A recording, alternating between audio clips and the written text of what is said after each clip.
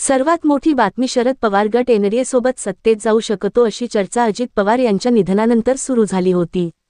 अखेर बुधवारी राष्ट्रवादी शरद पवार गटाचे अध्यक्ष शरद पवार यांच्या उपस्थितीमध्ये महत्त्वाची बैठक पार पडली। या बैठकीला पक्षातील सर्व महत्त्वाचे नेते आणि पदाधिकारी उपस्थित होते। या बैठकीमध्ये विलीनीकरणावर चर्चा झाली। दोन्ही राष्ट्रवादीचं विलीनीकरण होणार आहे की नाही यावर पक्षाच्या वरिष्ठांनी भूमिका स्पष्ट करावी अशी मागणी या बैठकीमध्ये पदाधिकाऱ्यांकडून करण्यात आली होती। यावर अखेर राष्ट्रवादी शरद पवार गटाच्या नेत्या आणि खासदार सुप्रिया सुळे तसेच राष्ट्रवादी शरद पवार गटाचे नेते जयंत पाटील यांनी पक्षाची भूमिका स्पष्ट केली आहे। पक्षाचं विलीनीकरण होणार नसल्याचं त्यांनी म्हटलं आहे। या बैठकीला शरद पवार यांची देखील उपस्थिती होती, मात्र यावर शरद पवार यांनी कोणतीही प्रतिक्रिया त्यावेळी दिली नाही।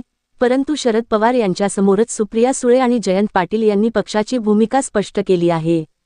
दरम्यान या सर्व पार्श्वभूमीवर एका वृत्तपत्राच्या मुलाखतीमध्ये बोलताना रोहित पवार यांनी मोठं विधान केलं आहे। विलीनीकरणाची चर्चा आता थंड झाली आहे, परंतु तरी देखील राष्ट्रवादी शरद पवार गटातील नेते सरकारविरोधात आक्रमक भूमिका घेताना दिसत नाहीये।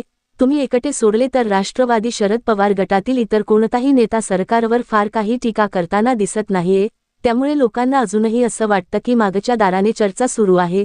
समजा विलीनीकरण होऊन राष्ट्रवादी शरद पवार गट एनडीए सोबत गेला तर तुमची भूमिका काय असणार, असा प्रश्न यावेळी रोहित पवार यांना विचारण्यात आला होता। या प्रश्नाला उत्तर देताना रोहित पवार यांनी मोठं विधान केलं आहे। जर राष्ट्रवादी शरद पवार पक्ष विलीनीकरण होऊन एनडीए सोबत गेला तर मी दुसरा पर्याय निवडेल, इतर पर्याय निवडेल, पण भाजपसोबत जाणार नाही, असं वक्तव्य रोहित पवार यांनी केलं आहे।